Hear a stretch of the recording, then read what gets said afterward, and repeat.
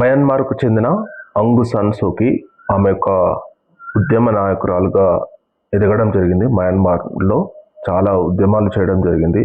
ఆ తర్వాత ప్రధానమంత్రిగా కూడా పనిచేయడం జరిగింది అన్నమాట.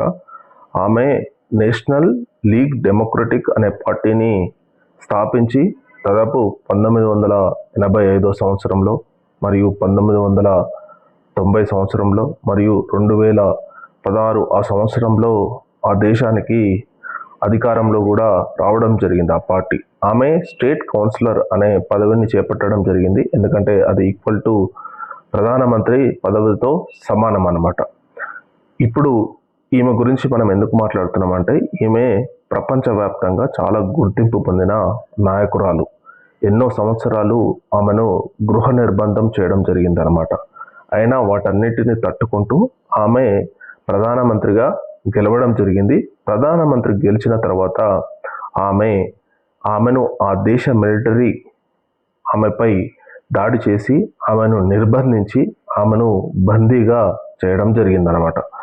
కొన్ని సంవత్సరాలుగా అంటే దాదాపు ఇప్పుడు 2021 నుంచి ఆమె హౌస్ అరెస్ట్ అంటే మయన్మార్ చేతిలో మిలిటరీ చేతిలో బందీగా ఉండడం జరుగుతుంది. ఆ తర్వాత ఆమె ఎక్కడ ఫోటోలు కనిపించలేదు. ఇంకొకటి ఏంటంటే ఆమె కొడుకు ఏమన్నాడంటే మయన్మార్ మిలిటరీ మా మదర్ను చంపింది అని చెప్పి ఆరోపణ చేయడం జరిగిందనమాట. అతను అక్కడ వేరే దేశంలో ఉంటాడు వీళ్ళ కొడుకు. అతను ఆరోపణ చేసిన తర్వాత పర్టికులర్లీ ఆమె ఫోటోను మయన్మార్ మిలిటరీ ప్రభుత్వం రిలీజ్ చేయడం జరిగింది. ఆమె ముఖ్యంగా కొంతమంది ఐఆర్జీసీ ప్రతినిధులు అంటే యుఎన్కు సంబంధించిన ప్రతినిధులతో ఒక కలిసిన ఫోటోను మయన్మార్ మిలిటరీ ప్రభుత్వం రిలీజ్ చేయడం జరిగిందనమాట. మనం ఇక్కడ చూడొచ్చు. ఈమె ప్రజెంట్గా రిలీజ్ చేసిన కొత్త ఫొటోస్ అన్నమాట. యుఎన్ అధికారులతో ప్రత్యేకంగా సమావేశమైన ఈ ఫొటోస్ను మిలిటరీ ప్రభుత్వం రిలీజ్ చేయడం జరిగిందనమాట.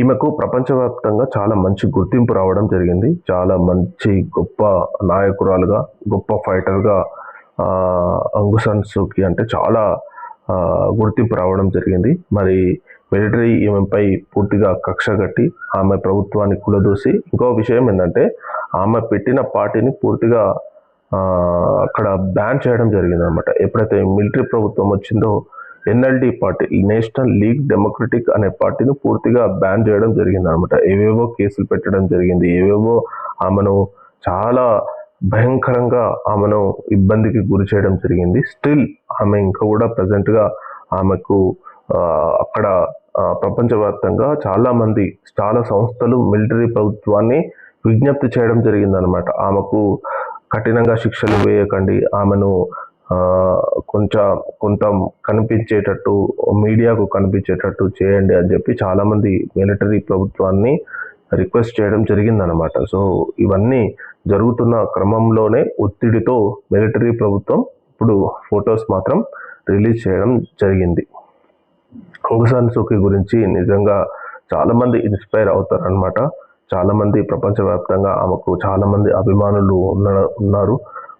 చాలామంది వివిధ రకాలుగా ఆమెను అభిమానించే వాళ్ళు కూడా చాలా ఉన్నారనమాట. కానీ దురదృష్టం ఏంటంటే కొంత దేశాలలో మిలిటరీ అనేది ఆ దేశంపై పడి డెమోక్రటిక్ లీడర్స్ ఎవరైతే ఉన్నారో వాళ్ళని నిర్బంధించి వాళ్ళని జైల్లో పెట్టి వీళ్ళు ఇంకా అన్డెమోక్రటిక్ ప్రభుత్వాన్ని నడపడం కొన్ని దేశాలలో చూస్తున్నాం. పర్టికులర్లీ ఆఫ్రికాలో ఇది జనరల్గా కనిపిస్తూ ఉంటుంది అనమాట. ఇప్పుడు ఏషియాలో మయన్మార్లో ఈ తంతు అనేది చాలా సంవత్సరాలుగా నడుస్తుంది. సో పాపం అయినా కానీ ఆమె తట్టుకొని ఇప్పటికి కూడా ఆమె పోరాటం సైలెంట్గా కొనసాగుతుందన్నమాట ఆ దేశ మిలిటరీపై. అయితే ఇప్పుడు మయన్మార్లో మిలిటరీ ప్రభుత్వం కంటిన్యూస్గా కొనసాగుతుంది. అంటే 2021 నుంచి స్టిల్ ఇంకా కంటిన్యూగా కొనసాగుతుంది. మరి డెమోక్రటిక్గా మయన్మార్ మారుతుందా లేదా అనేది ఆ దేశ ప్రజల చేతుల్లోనే ఉంటుంది. ఎందుకంటే ప్రజలు ఫైటింగ్ చేస్తేనే ఏ వ్యవస్థ అయినా మారుతుంది. ప్రజలు ఫైటింగ్ చేయండి, సరే కంటిన్యూ అవుతాంలే అనుకున్న టైంలో ఇంకా దాన్ని మార్చడం అనేది ఎవరికి సాధ్యం కాదు. ఇంకొకటి ఏంటంటే మయన్మార్ మిలిటరీ ప్రభుత్వం అనేది వాళ్ళ ప్రజలపై దారుణంగా హింసిస్తుందని చెప్పి చాలామంది, ఎందుకంటే ఈ మయన్మార్ కూడా ఇది నార్త్ కొరియా లెక్క అయిందని చెప్పి చాలామంది చెప్తుంటారు. ఎందుకంటే నార్త్ కొరియాలో కిమ్ జంగ్ హున్ అతను ఏ విధంగా పరిపాలిస్తున్నాడో ప్రపంచం అందరికీ తెలుసు. అక్కడ ఎవరికి వ్యక్తిగత స్వేచ్ఛలు ఉండవు, అక్కడ ఎవరికి నెట్ ఉండదు, చాలా రకాలుగా ప్రజలకు ఒక లిమిటెడ్గా యాక్సెస్తోనే అక్కడ బతుకుతుంటారు అనమాట. సేమ్ మిలిటరీ ప్రభుత్వమైన మయన్మార్లో కూడా ప్రజలకు హక్కులు, ప్రజాస్వామ్య హక్కులు ఉండవు. దేనిపైన గవర్నమెంట్ పైన దేన్ని క్వశ్చన్ చేయకూడదు, దేన్ని ఇది చేయకూడదు. ఒకవేళ మిలిటరీ వాళ్ళు చంపినా కూడా వాళ్ళపైన కేసులు ఉండవు. ఇట్లా చాలామంది చనిపోతున్నారు. మయన్మార్లో ఏదైనా ఉద్యమం చేస్తే వాళ్ళు డైరెక్ట్ కాల్పులతోనే మిలిటరీ వాళ్ళు సమాధానం చెప్పి ప్రజలను చంపుతున్నారు. సో ఇలాంటి మిలిటరీ ప్రభుత్వాలు అనేవి ప్రజాస్వామ్య హక్కులను కలరాస్తూ ప్రజలను ఇబ్బంది పెడుతూ ఇలాంటి డెమోక్రటిక్ లీడర్లను జైల్లో పెడుతూ ఇలా వికృత ఆనందంగా, రాక్షస ఆనందంగా అక్కడ పరిపాలనలు జరుగుతున్నాయన్నమాట. సో దాన్ని ఖచ్చితంగా పోగొట్టాలంటే ప్రజలే పోరాటం చేయాల్సిన అవసరం ఎంతైనా ఉంది. ఇప్పటికైనా ఆంగ్ సాన్ సూ కీ కనిపించడం అనేది ఆమె ప్రపంచవ్యాప్తంగా ఉన్న అభిమానులందరూ హర్షించడం జరిగింది. Thank you.